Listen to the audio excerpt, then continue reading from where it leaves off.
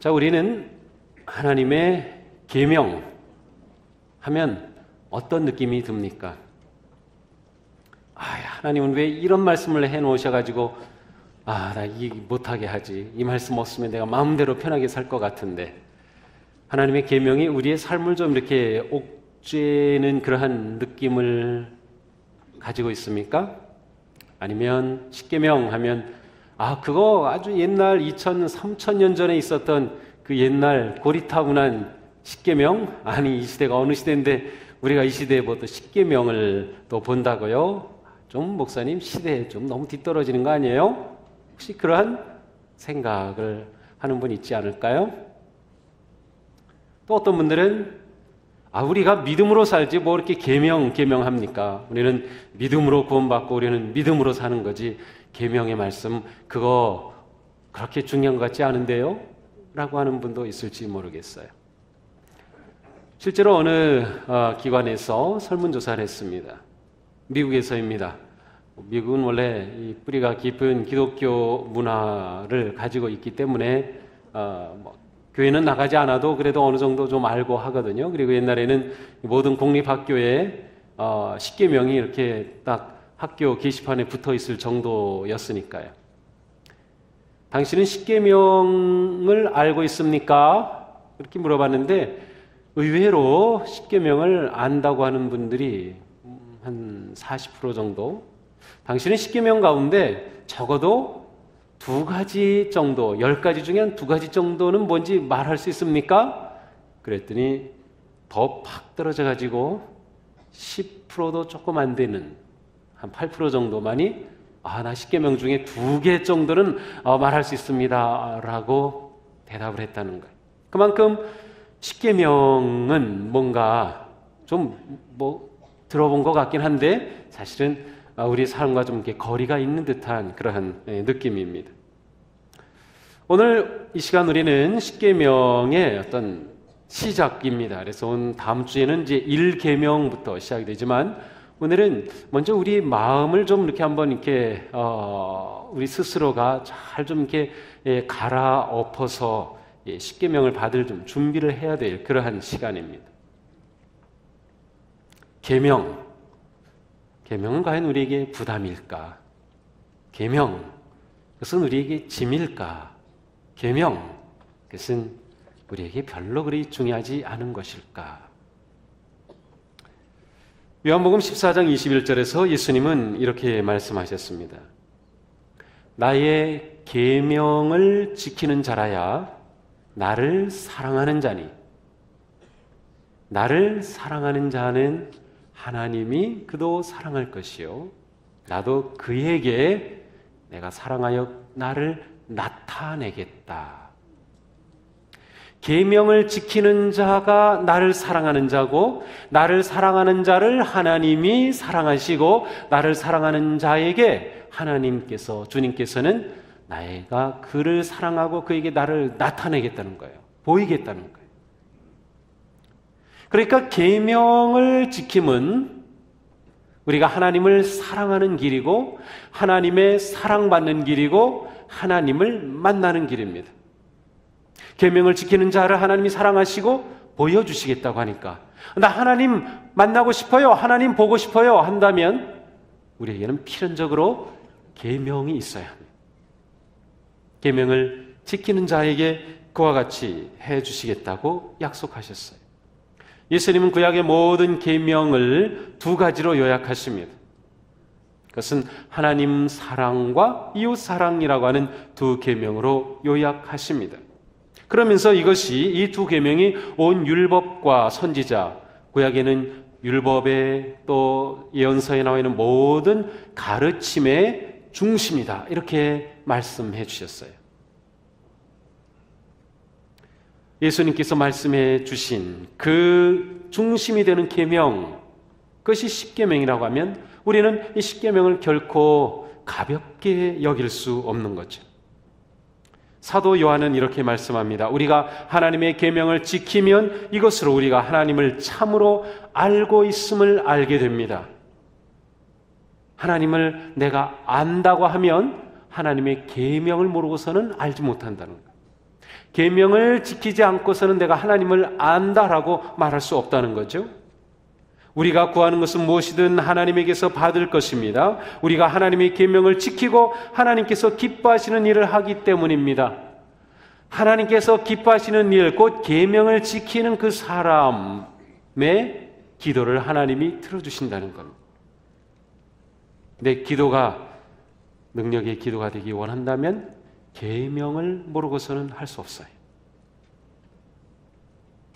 또 말씀합니다. 그리스도의 계명을 지키는 사람은 그리스도 안에 있고 그리스도께서도 그 사람 안에 계십니다. 내가 하나님 안에 거하기를 원한다면, 그리고 하나님이 내 안에 거하시기를 원한다면 우리는 반드시 하나님의 계명을 지켜야만 한다는 것입니다. 그러므로 우리는 계명 없이 주님을 사랑할 수 없습니다. 우리는 계명을 떠나서 복을 누릴 수 없습니다. 많은 사람들은 복받기를 원합니다. 저도 복받기 원합니다. 여러분도 다 그렇죠? 하나님으로부터 복받기를 원합니다. 그것이 어떠한 복이든 우리는 다 복을 원하지만 이상하게도 계명을 내 관심의 중심에 있고 계명을 알기 원하는 그런 사람은 적어요. 참 이상해요. 왜냐하면 계명을 지키지 않고서 하나님의 복을 누리는 일은 불가능하기 때문에, 복받기를 원하면서도 계명은 멀리한다. 이것은 앞뒤가 안 맞는 겁니다. 하나님의 계명은 우리에게 너무도 중요합니다. 그래서 먼저 우리 마음이 계명, 그것을 우리가 원하고 갈망하고 그것을 찾고 그것을 연구하고 그것을 알고 공부하려고 하는 그런 마음이 우리 가운데 있어야 합니다. 2부 예배 끝나고 잠깐 이렇게 앉아있는 동안에 문득 제 생각에 그 생각이 떠올랐어요. 이 북한의 김정은 동지가 어디 가서 딱 뭐 말하면 그 옆에 보세요. 막 70 뭐 다 된 그러한 뭐 사람들이 다 수첩 꺼내가지고 있더라고요. 딱 한마디 하면 다 적더라고요. 그 모습이 딱 떠올랐어요. 왜 그랬을까 생각해 보니까 우리가 하나님 앞에서 하나님 좀 말씀 좀 주세요. 하나님 무슨 말씀하시는 거죠? 그 말씀을 그냥 들을 준비가 되는 거예요. 그걸 듣고 기록하려고 하는 거예요. 그걸 행하려고 하는 그런 마음이 우리 가운데 막 넘쳐나야 하나님의 계명이 우리 가운데 정말 은혜로운 계명으로 다가오는데, 우리는 하나님이 무슨 말씀하실까 봐 두려운 거예요. 이거 하지 말라고 하면 어떡하지? 이거 하지 말라고 하면 어떡하지? 이거 나는 하기 싫은데 이거 하라고 하면 어떡하지? 자꾸 계명이 두려워지는 듯한 그러한 느낌이에요. 아니야. 우리는 자꾸 계명을 받으려고 하고 계명을 사모하고 계명을 듣는 것을 좋아하는 그런 마음이 되어야 돼. 그래야 우리가 하나님께서 우리에게 주신 계명으로 누릴 수 있는 그 놀라운 은혜와 복을 누리게 되는 것이. 과연 우리는 하나님의 계명을 기다립니까?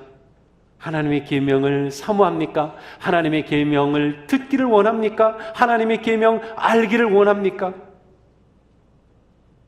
그것을 원하는 마음이 우리 가운데 넘쳐야 한다. 넘쳐야 되는 것이. 십계명은 살아있다. 십계명은 살아있다. 네, 앞으로 우리는 정말 십계명이 살아있는지 볼 겁니다. 그리고 내 삶의 이 십계명이 정말 지금도 놀라운 능력 있는 그러한 하나님의 말씀으로 우리에게 다가오신 계명인지 우리는 경험할 겁니다. 아니, 이미 그렇게 살고 있는 분들이 많이 있을 거라고 저는 믿어요. 십계명은 살아있다. 죽은 계명이 절대로 아닙니다. 하나님께서 우리에게 주신 이 놀라운 계명이 시대와 지역과 문화를 초월해서 우리에게 여전히 생명과 은혜의 말씀으로 우리에게 다가오실 수 있어요. 우리는 십계명을 통해 하나님께서 그래서 나에게 이렇게 말씀해 주시는구나. 그래서 이러한 계명을 주셨구나. 깨닫고 우리의 삶이 놀랍게 거룩한 그러한 삶으로 나아가게 될 것을 또한 기대합니다. 오늘 그냥 시작한 김에 예배 끝내지 말고 그냥 저녁 때까지 10계명까지 다 그냥 쭉 갈까요? 아니 다음 주까지 어떻게 기다려? 그걸 어떻게 또 기다려? 아, 참 빨리 듣고 싶은데. 그런 마음이 생겨야 되는데 그런 마음이 좀 생기세요? 네. 그런 마음 우리 가운데 있어요. 주님의 말씀을, 계명을 받으려고 하는 것이죠. 자, 우리가 10계명의 말씀, 이 계명을 받을 때 아주 중요한 것을 점검해야 합니다. 제가 하나씩 점검할 텐데 자신에게 한번 물어보세요. 첫째, 나는 하나님이 창조주이시며 창조주신 하나님이 나를 지으시고 이 땅에 보내셨음을 믿는가? 믿으세요? 아, 그래요. 맞아. 태초에 하나님이 천지를 창조하시니라. 그 하나님께서 또한 우리 인생을 내셨고 나를 하나님께서 만드셨다. 그래서 이 세상에 보내셨다. 이 믿음이 확실해야 됩니다. 이 믿음이 없으면 10계명 소용없어요. 들어봤자 아무리 잘 들어도 내게 의미가 없어요. 자, 두 번째, 하나님이 나를 창조하셔서 이 땅에 보내셨다면 하나님은 하나님의 뜻과 목적, 하나님의 계획을 가지고 나를 이 세상에 보내셨음을 믿으시나요? 결코 이 세상에 우연히 태어난 사람은 없어요. 목적 없이 태어난 사람은 한 사람도 없어요. 단 태어나서 불과 몇 시간 만에 세상을 떠난 아기도 있어요. 8시간 만에 떠난 아기도 있어요. 불과 18일 살고 떠난 아기도 있어요. 그렇지만 그 부모들은 잠깐 머물다 간 그 아기를 통해서도 이 세상에 그 생명이 왔던 의미를 찾고 아주 감동적인 스토리를 많이 전해줍니다. 우리가 이 세상에 결코 우연히 태어나지 않았어요. 하나님께서는 우리를 향한 놀라운 목적을 가지고 계셔요. 하나님의 뜻이 있기 때문에 우리는 태어났다. 부모님이 실수해서 내가 태어났어요. 아니요, 실수한 사람. 부모님은 실수했지만 하나님은 실수하지 않아요. 우리는 하나님의 목적을 가지고 태어났다. 자, 세 번째. 그렇다면 하나님께서 목적을 가지고 나를 이 땅에 보내셨다면 하나님의 그 목적은 선하시고 온전하시다는 뜻을 믿으시나요? 이건 조금 안 믿는데. 하나님은 목적을 가지고 나를 이 세상에 보내셨어요. 그런데 나를 향한 하나님의 목적은 선하시다, 온전하시다라고 하는 사실을 믿으시나요? 그래요. 우리는 이 세상에 우연히 태어난 것이 아니라 목적을 가지고 태어났는데 우리를 향한 하나님의 뜻은 선한 목적이에요. 선하다. 그렇다면 우리에게는 10계명이 필요합니다. 왜 그런가요? 하나님이 우주 만물을 지으시고 우리를 지으시고 이 세상에 보내시고 목적을 가지고 우리를 보내셨을 때 어떤 그 목적은 선하신데 그 선하신 목적을 이루는 인생을 위해 우리에게 계명을 주시기 때문에 그래요.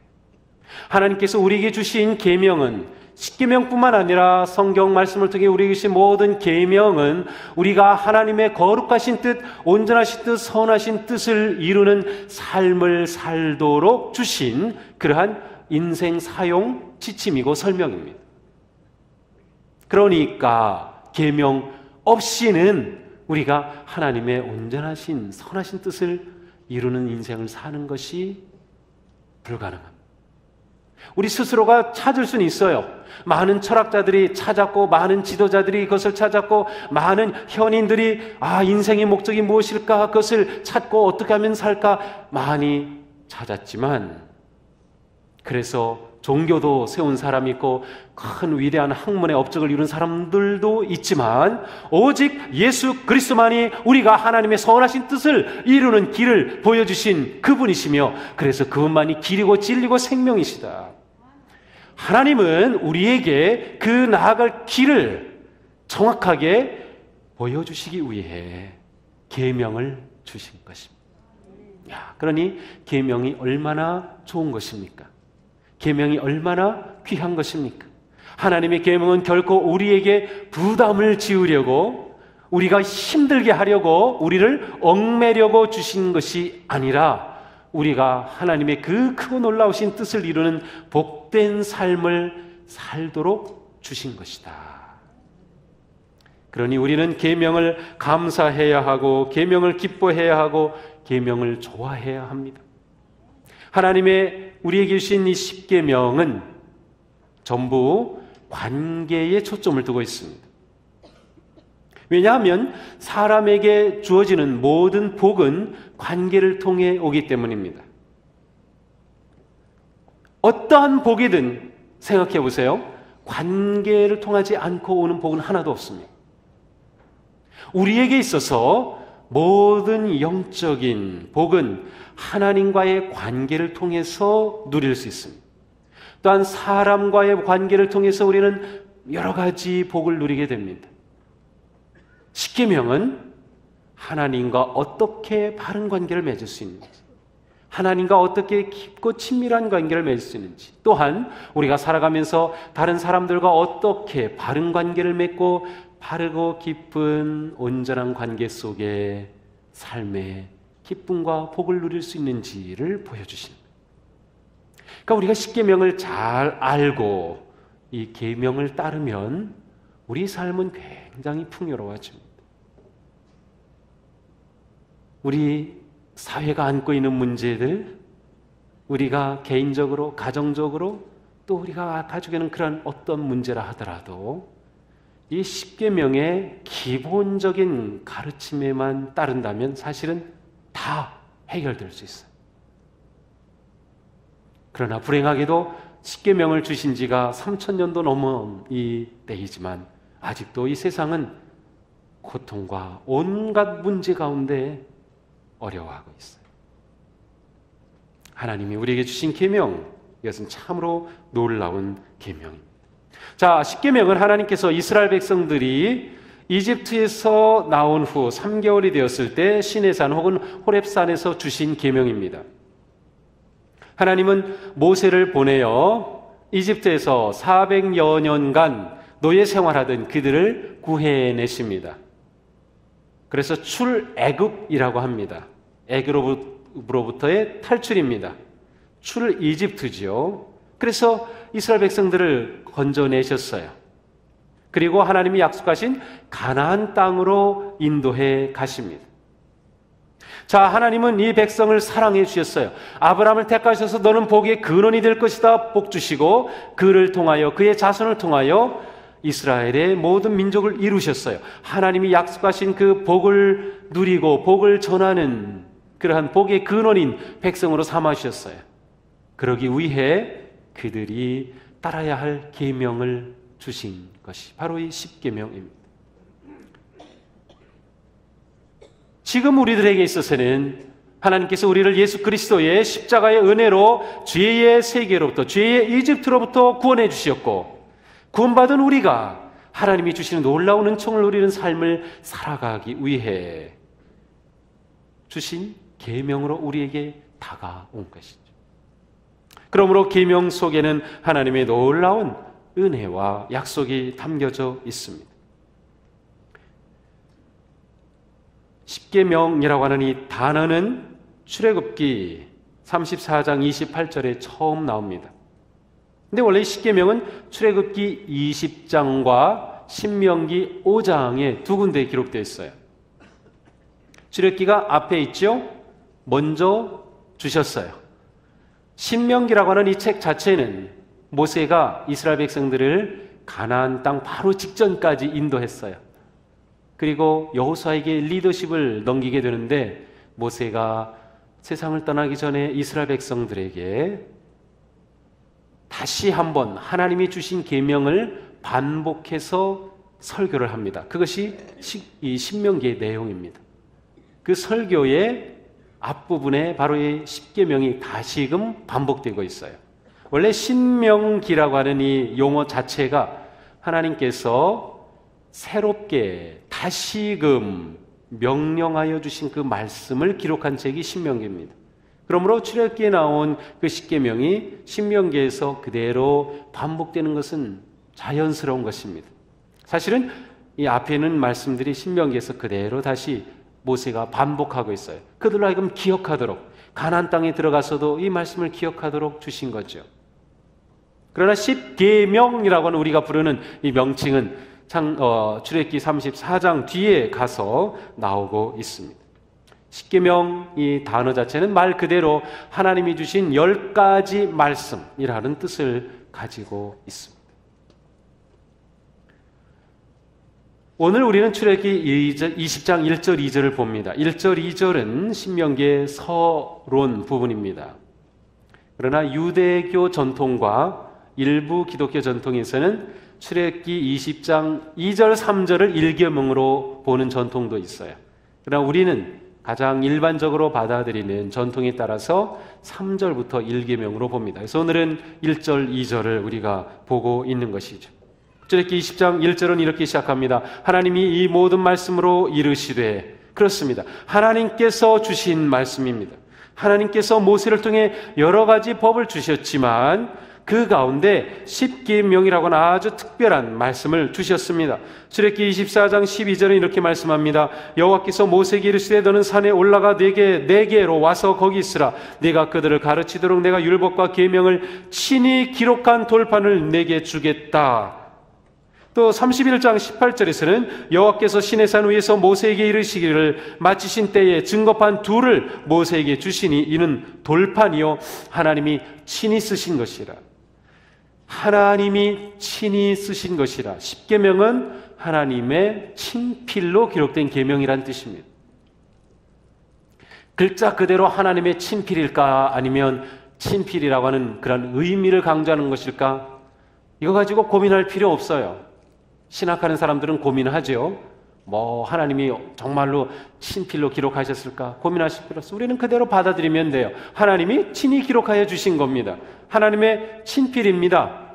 다른 계명들은 모세에게 말씀해 주신 것을 모세가 기록했지만 십계명은 하나님이 직접 기록해서 주셨다는 뜻이에요. 친필, 이게 굉장히 비싼 겁니다. 굉장히 비싼 겁니다. 연예인들이나 유명한 사람들이 어디 가면 이렇게 사인해주고 막 그러죠. 그럼 그게 좋아가지고 자랑스럽게 어느 식당에는 그냥 그 액자가 쫙 걸려 있죠. 우리 집은 이런 사람들이 다녀간 집입니다. 어느 집에는 어느 대통령하고 찍은 사진이 딱 걸려 있고, 또 제가 어느 교수님 집에 갔더니 김모 대통령께서 보내주신 그 휘호가 딱 그냥 액자로 되어 있는데 보니까 그럴듯해요. 보니까 값을 매긴다면 꽤 나가겠더라고요. 저도 책을 좋아하니까 책을 많이 이렇게 보는데, 책이 요즘은 이렇게 금방 1판, 2판 나오다가 절판이 돼요. 다 상업적으로 하다 보니까 돈이 안 되면 그냥 다 절판이에요.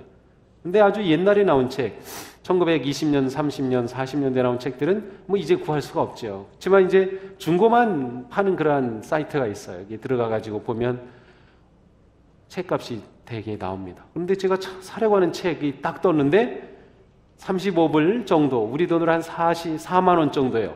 야, 이 책 사야지. 근데 그 밑에 보니까 250불이라고 돼 있어. 똑같은 책인데. 그래가지고 제가 이건 왜 비싸지? 하고 딱 들어가 보니까 바로 그 책을 쓰신 분이 초판 나온 그 책 표지에 저자 사인을 한 거예요.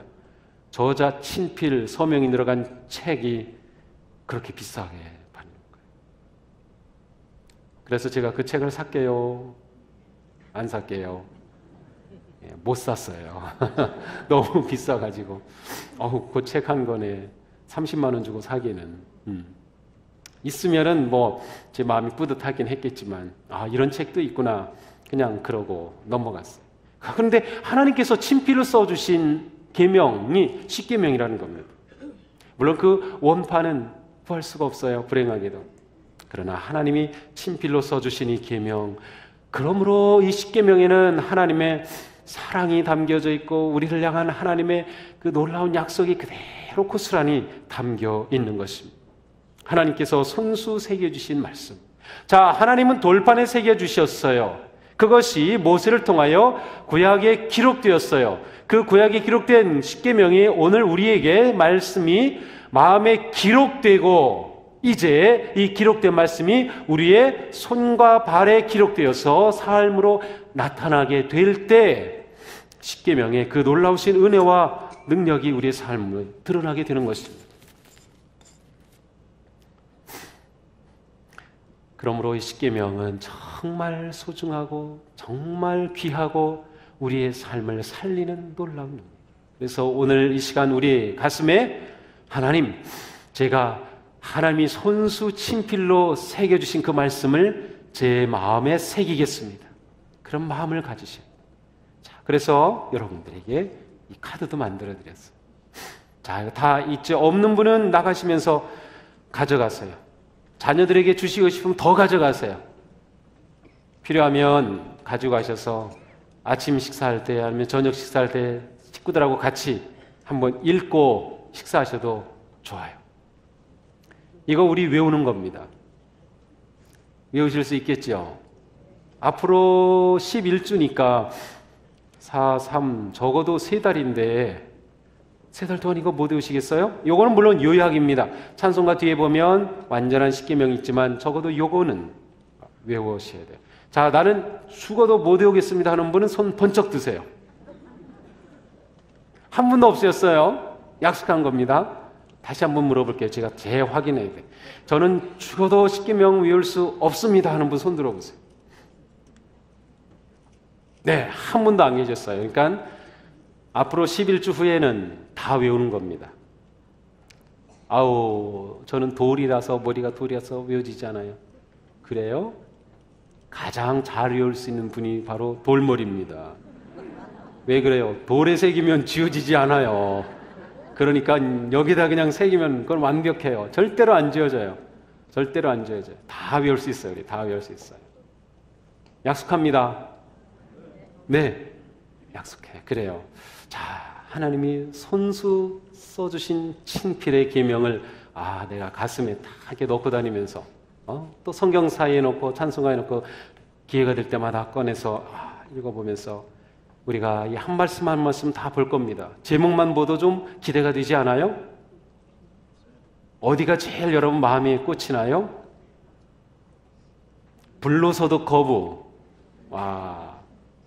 거짓말의 문제. 그것도 살인이다. 또 살인 다른 것도 있어? 그래요. 하나님께서 우리에게 주신 말씀입니다.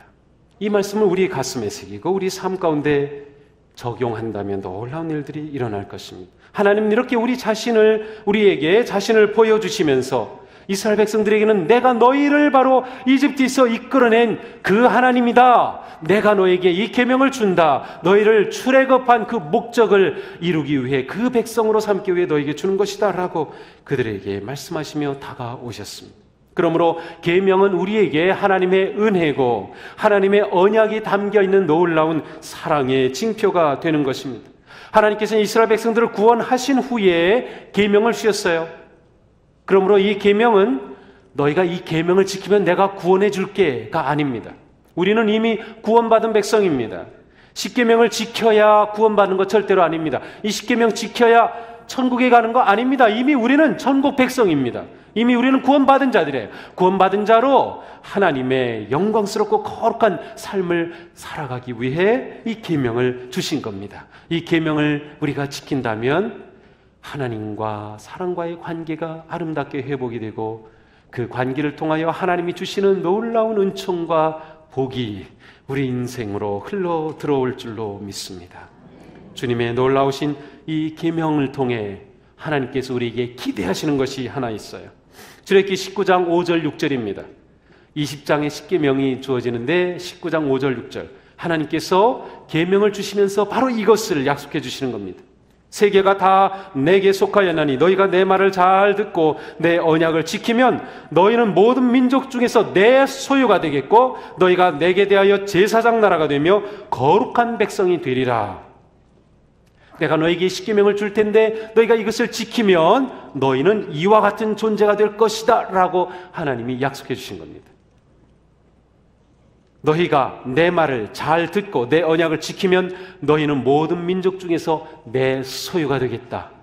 내 소유가 된다? 하나님께 보물이 된다는 뜻입니다. 고맙게도 새번역 성경은 그대로 이렇게 번역했어요. 이제 너희가 정말로 나의 말을 듣고 내가 세워준 언약을 지키면 너희는 모든 민족 가운데서 나의 보물이 될 것이다. 하나님께 우리가 보물이래요. 하나님이 우리를 가장 귀하게 여겨주신대. 하나님이 우리를 그렇게 소중하게 여겨주신대. 하나님이 그렇게 우리를 보호해 주신대요. 하나님이 우리를 그렇게 인도해 주신대요. 하나님께 우리가 보물이라니까요. 아니, 하나님 뭐가 부족해서 보물이 필요하겠어요? 온 우주 만물을 다 가지고 계신 다스리신 하나님이신데, 그런데 그 하나님이 이 언약을 지키면 내가 너희를 보물되게 하겠다. 이곳에는 우리 모두는 하나님께 보물입니다. 바로 십계명을 우리에게 주셨기 때문입니다. 하나님께 보물인 존재 얼마나 소중합니까? 그것을 딱 가슴에 새기고 이 한 주간, 아, 내가 하나님의 보물이구나. 내가 하나님의 보물 되도록 십계명을 주신 거구나. 야, 십계명 빨리 배워야 되는데, 빨리 들어야 되는데, 이 주간 좀 빨리빨리 가라. 주님의 말씀이 기다려지고 말씀이 내게 다가와 나를 살리는 그러한 복된 우리의 삶 되기를 주님의 이름으로 축복합니다. 기도하겠습니다.